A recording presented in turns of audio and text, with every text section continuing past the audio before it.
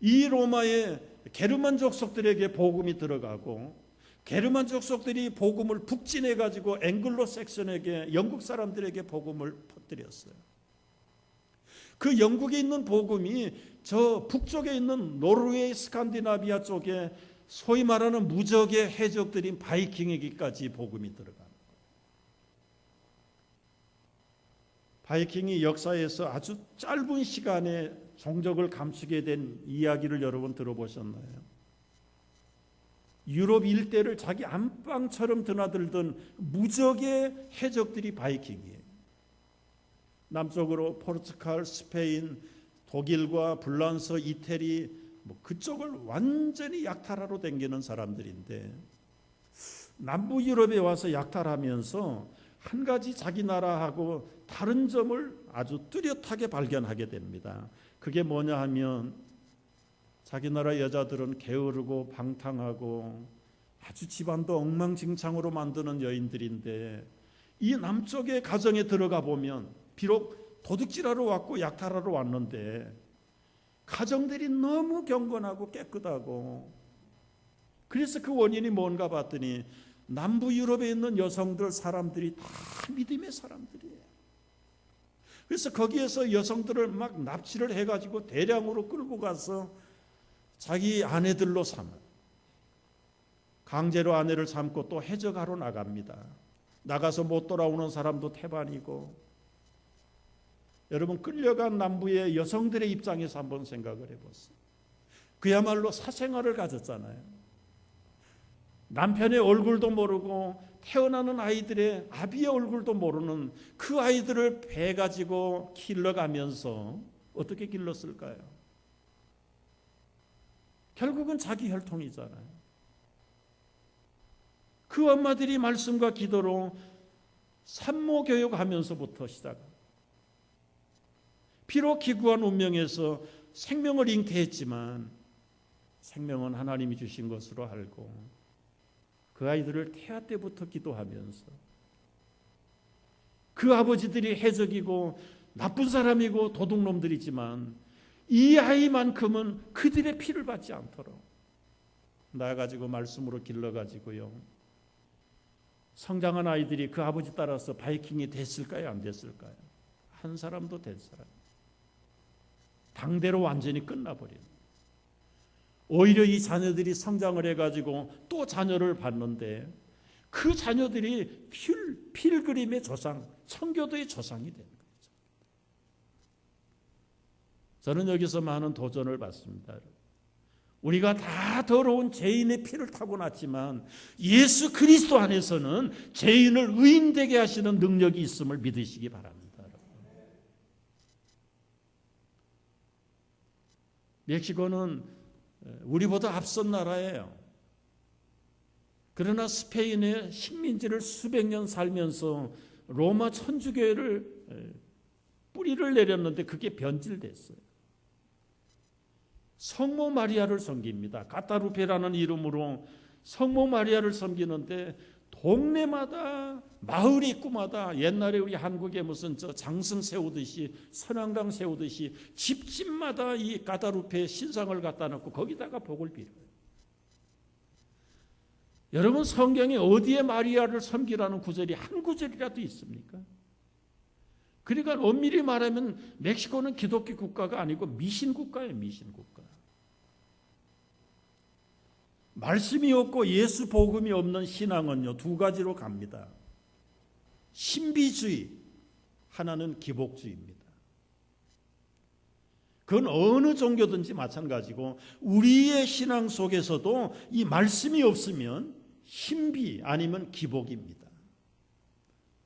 여러분 그것은 또 다른 미신에 불과하지 결코 기독교의 복음은 아니에요.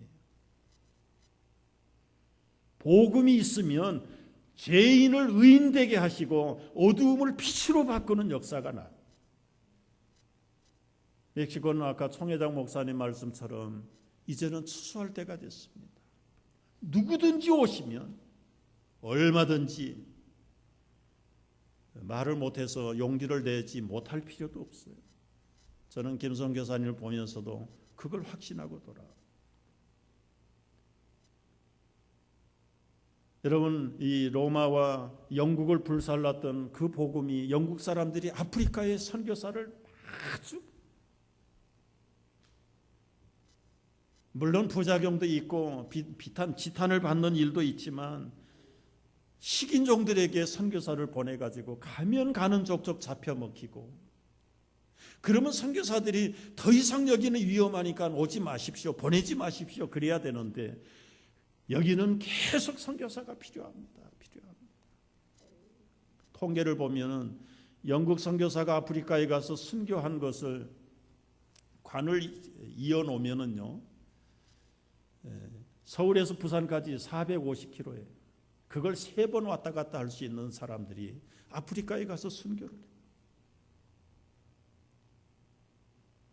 영국의 선교사들이 대서양을 건너서 이 노스 아메리카에 왔습니다. 미국과 캐나다에 복음을 들고 왔어요.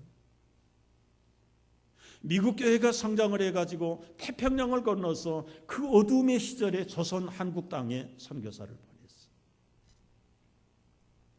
불과 여러분 지금으로 따지면 130년밖에 안 돼요. 그러나 1970년 80년대에 벌써 40년 전이잖아요. 그때는 90년밖에 안 될 때예요. 그때 한국교회가 아주 우렁차게 출발하고 성장하면서 이제 다시 거꾸로 태평양을 건너서 미국과 캐나다의 한인 이민교회들을 역수출하게 된 거예요. 그래서 미국에 캐나다에 지금 한인교회가 4,600개가 있습니다. 미국에 있는 교회가 전체로 32만 개 통계로는요. 그러나 85%의 미국 교회들은 그야말로 간판뿐입니다. 지금. 그런데 이 4,600개의 한인 디아스포라 교회들이 선교에 불을 붙여가지고 사실은 한국 본국의 선교를 이민교회가 불을 붙이는 거예요. 영어권, 그리고 이 미국 문화권, 그리고 세계의 중심에 있다는 것 때문에 한국인들이 가지 못하는 곳에 이민교회가 한국 선교사들을 파송하면서 한국교회가 도전을 받아서 지금은 세계 제1의 선교사를 보내요. 숫자적으로는 미국이 한 6만 5천 명 보낸다고 하는데 미국의 선교사들은 대부분 샷텀 미셔너리들이에요. 단기 선교사들이. 한국에 지금 롱텀 장기 선교사들이 3만 명을 지금 육박하고 있어요. 물론 앞으로는 많은 걱정들을 합니다. 이제는 점점 다운힐로 접어드는 것이 아닌가. 그러나 여러분, 주님이 오실 때가 되었어요. 4,600개 교회 가운데 우리 뉴욕 중부교회가 하나지요. 교회가 설립하면서부터 제자훈련과 세계선교의 비전을 가지고 온 거예요. 1996년도에 최동원 선교사님을 케냐 아프리카에 우리 1호 파송 선교사로 파송하면서 그 후에 중국, 그리고 우즈베키스탄, 브라질, 터키의 2분, 인도의 최근에 김동래 선교사님, 멕시코의 김경봉 선교사님 8가정을 파견. 우즈베키스탄 여러분 방대희 선교사님 통해서 키우는 교회가 커가지고 그 교회에서 또 선교사를 작년에 우크라이나에 파송을 했지요. 쉬운 말로 복음이 복음을 낳고 교회가 교회를 낳아가지고 또 선교를 보내고, 제가 작년에 한국에서 파송 예배를 주도하면서 그 우크라이나에 보내는 선교사 참 너무 감격스러워요. 여러분 같이 있었으면 그 감격을 같이 누릴 수 있었을 텐데, 선교지의 교회를 개척해서 그 교회가 커가지고 또 다른 나라에 선교사를 보내는 일들이 벌어져요. 지금 아마존에서 아마 자이언텔 선교사님이 그런 일들의 직전에 있어요. 머지않아 멕시코 교회도, 지금 브라질 교회들도 지금 저 포를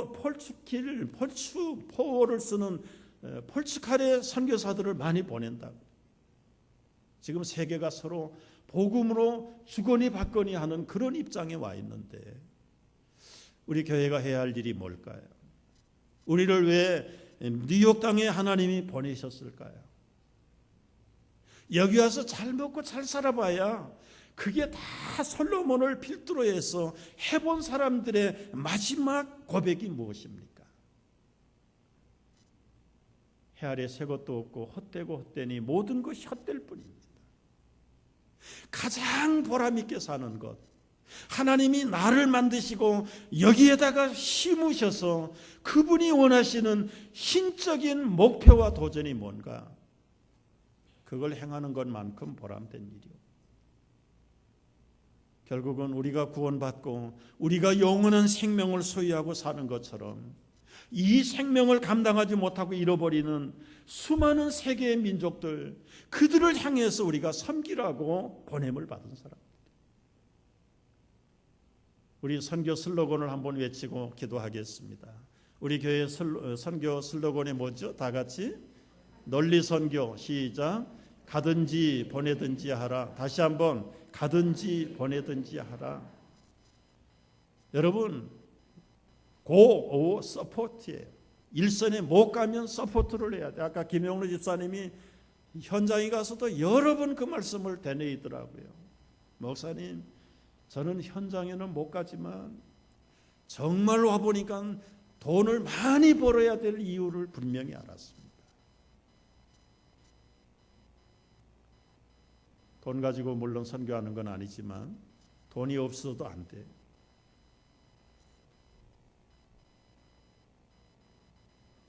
참 얼마나 놀라운 일들을 하나님이 하시는지. 누구를 통해서요? 비록 우리가 일선에 못 가지만 여러분을 통해서 하세요. 여러분, 토요일마다 때로는 목장에서 드리는 헌금들이, 또 우리가 작정해서 드리는 이 모든 정성과 기도가 선교지에서는 얼마나 크게 쓰이는지 몰라요.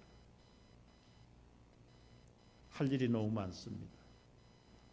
주님 오실 때까지 우리에게 맡겨주신 최선의 일을 감당.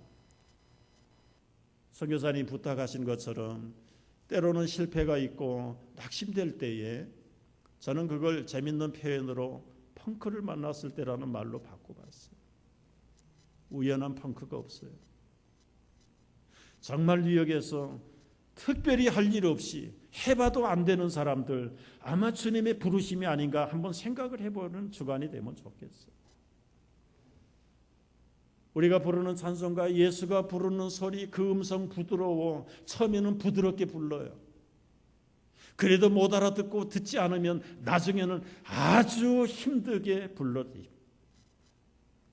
여러분, 힘들게 부를 때까지 기다릴 필요가 있을까요? 알면서도 안 되는 게 우리 인간인데요. 꼭 얻어 터지고 나서 정신을 차릴 필요 뭐 있어요? 조금 미련이 있을 때 끊어야 돼. 끊어. 포기하고 그게 부르심인 줄 알고 가야 돼. 저는 초창기에 우리 교회 7년 이상 있으면 다 떠나라고 그랬는데 하도 말을 안 들어서 요즘은 제가 안 합니다.